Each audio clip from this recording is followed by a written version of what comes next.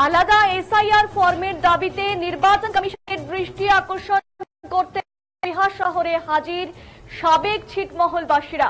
উল্লেখ্য, রাজ্য সীমান্তবর্তী জেলাগুলোতে স্পেশাল ইন্টেন্সিভ রিভিশনের কাজ খতিয়ে দেখতে উত্তরবঙ্গ সফরে এসেছে জাতীয় নির্বাচন কমিশনের ডেপুটি কমিশনার জ্ঞানেশ ভারতীর সঙ্গে এসেছেন জাতীয় নির্বাচন কমিশনের প্রিন্সিপাল সেক্রেটারি এসবি যোশী এবং ডেপুটি সেক্রেটারি অভিনব আগরওয়াল। রিন আলিপুরদুয়ারে প্রাথমিক আধিকারিকের সঙ্গে বৈঠক পর কোচবিহার উৎসব অডিটোরিয়ামে কোচবিহার জেলার প্রশাসনিক আধিকারিকদের সাথে স্পেশাল ইন্টেন্সিভ রিভিশনের কাজের বিষয় নিয়ে বৈঠক করেন জ্ঞানেশ ভারতী।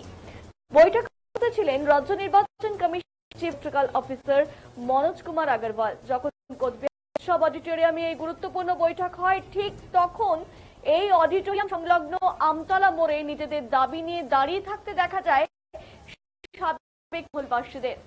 এই এসআইআর এর ক্ষেত্রে 2002 ভোটার তালিকাকে প্রাধান্য দেওয়ার কথা বলা হয়েছে, কিন্তু 2015 সালে এই ভারত বাংলাদেশ সীমান্ত চুক্তি কার্যকর হয়। তাই স্বাভাবিক কারণে 2002 সালের ভোটার তালিকায় নাম নেই কোচবিহার জেলার সাবেক ছিটমহলবাসীদের। তাই তাদের জন্য পৃথক ফর্মের দাবিতে এদিন সমবেত হয়েছেন তারা বলে জানিয়েছেন।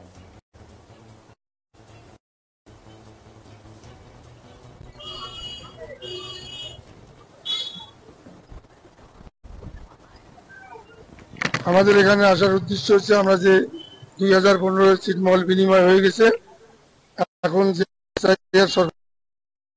একই ফর্মে আমাদের সই করতে বলছে, ফর্ম নিয়ে আসছে। আমাদের আপত্তি হচ্ছে, আমরা 2002 এর কোনো প্রমাণ দেখাতে পারবো না, আমরা ওই ফর্মে সই করবো না। দেখি আজকে ইলেকশন কমিশনার এখানে তার কথা শুনছিলাম আমরা, যদি আমাদের বিষয় কি, আর সেই জন্য দেখা করার জন্য আমরা এখানে আসছি। আমরা সেই বিষয়টা তুলে ধরছি। আমরা 2002 আমাদের অভিমান নেই। আমরা 2015 31শে জুলাই ছিটমহল হয়ে গেছে। তারপরের যদি কোনো ব্যবস্থা করে এবং আমাদের যে মা বোন হয়ে গেছে সে ব্যাপারটা, এবং যাদের নাম ওঠেনি সে ব্যাপারটা, এই তাদের সঙ্গে বিভিন্ন সংবাদ মাধ্যমে জানিয়েছি, এবং কিছু আর সেরকম সময় হয়নি। হঠাৎ করে কালকে রাত্রিবেলা শুনলাম যে এখানে ইলেকশন কমিশনার কুচবিহারে আসে। প্রত্যেকটা সিট থেকে এক দুজন করে এসেছে। হ্যাঁ, আমরা প্রত্যেকটা ছিটমহলে এখানে আসছি। আমার নাম সাহেব আলী, 75 কোটি ছিটমহল।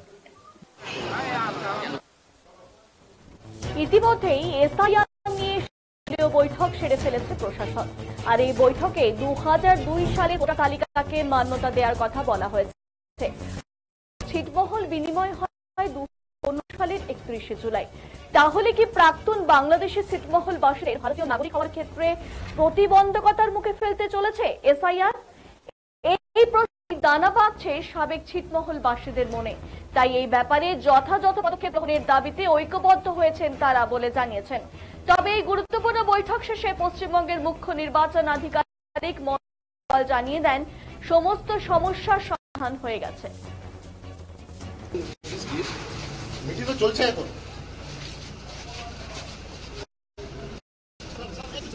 Osman Gani Dinhata enclave settlement camp বাংলাদেশের সেখান থেকে এসআইআর সম্পর্কে যা কিছু শুনতেছি, এখানকার যারা আছে 2002 সালের ভোটার আইডি বাবা মার নথিপত্র চাচ্ছে, সেই ফর্মের ভিতরে যা কিছু শর্ত লেখা আছে, সেই শর্ত সাপেক্ষে আমাদের বাবা মা বাংলাদেশে বাবা মা তো বাংলাদেশের ভোটার, আমরা সেখানে কি কথা বলতে চাই?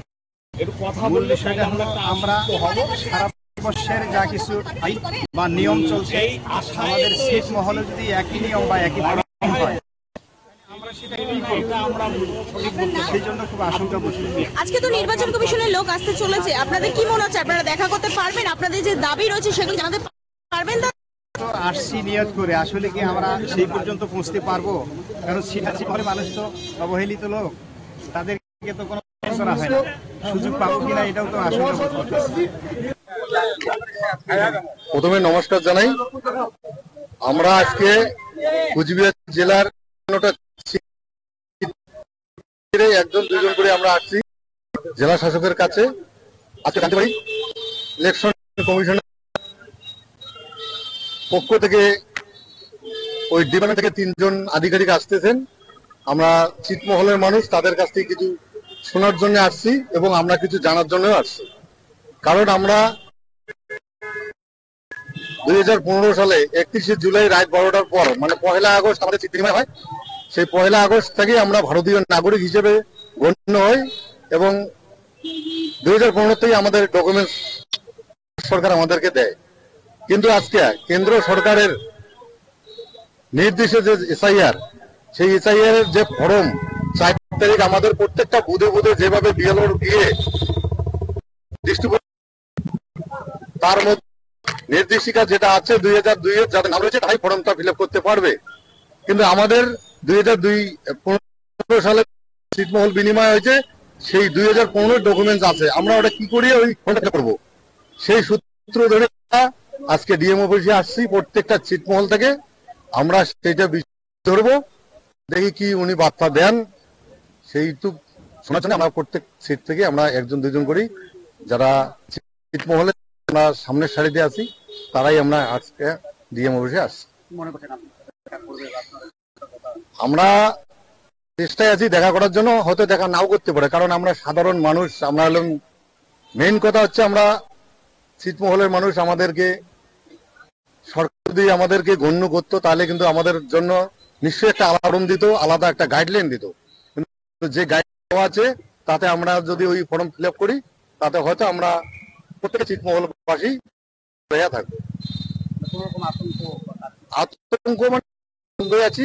আমাদের ভাতৃগাছ ফ্রাগমেন্ট সিটের কয়েকজন বয়স্ক লোক যারা আন্দোলন করে সিটটা বিনিময়ের পক্ষে ছিল, তারা আজকে অসুস্থ হয়ে পড়ে আছে। 1 সপ্তাহ ধরে হয়তো শয্যাগত আছে। তারা